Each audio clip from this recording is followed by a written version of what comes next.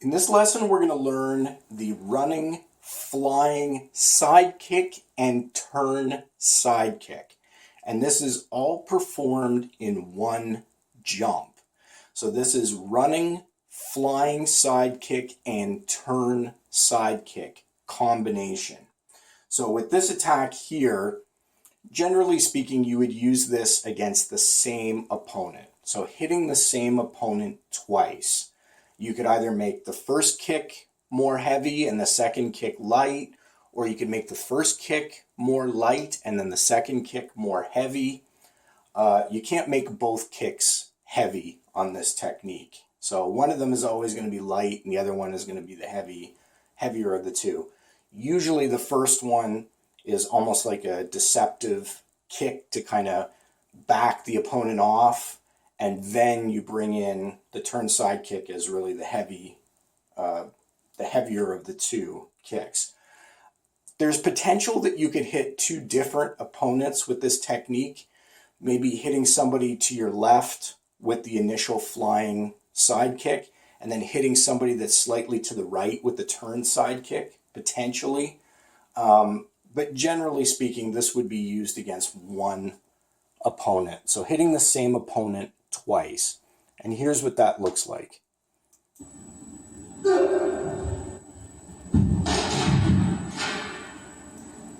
So again, if I just bring that back.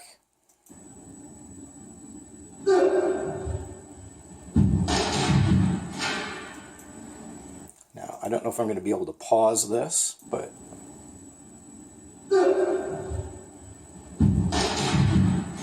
nope, too slow on the pause. Oh, that's not going to let me stop it.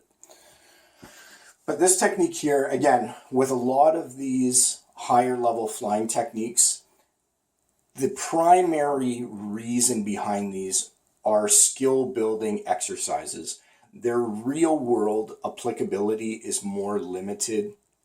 When you would actually use something like this, or when you'd be justified in using a technique like this, or could ever pull something like this off in an actual fight, you have to think of it primarily as skill building. So you're building up your techniques, you're building up balance and coordination, you're getting yourself comfortable jumping, rotating, and coming down and landing safely.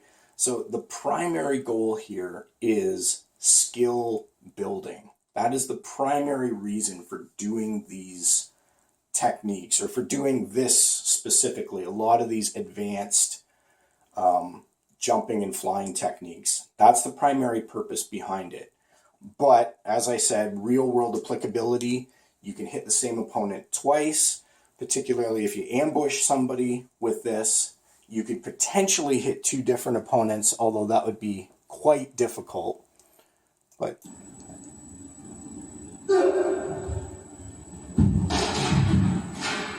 there it is. And I think I've got it from another view as well. So I've got that. I think I have one more view.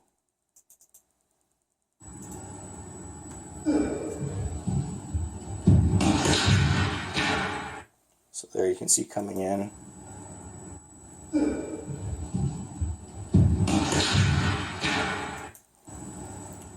One last time.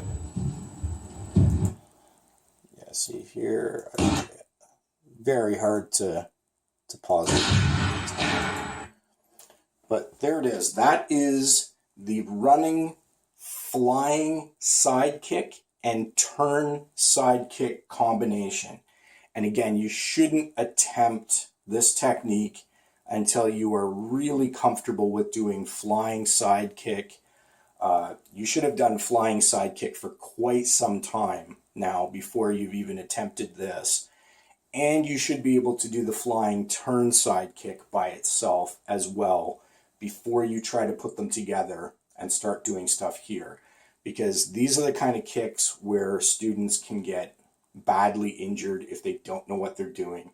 If you miss the bag on one of the two kicks, things can go bad pretty quickly.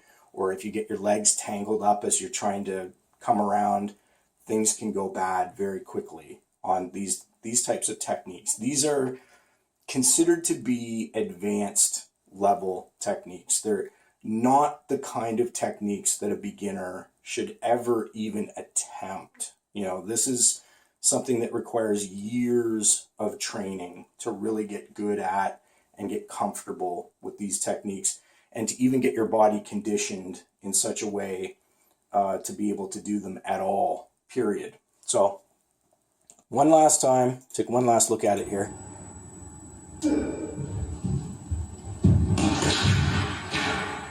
But there it is. That is the flying side kick and turn side kick combination. Till the next lesson.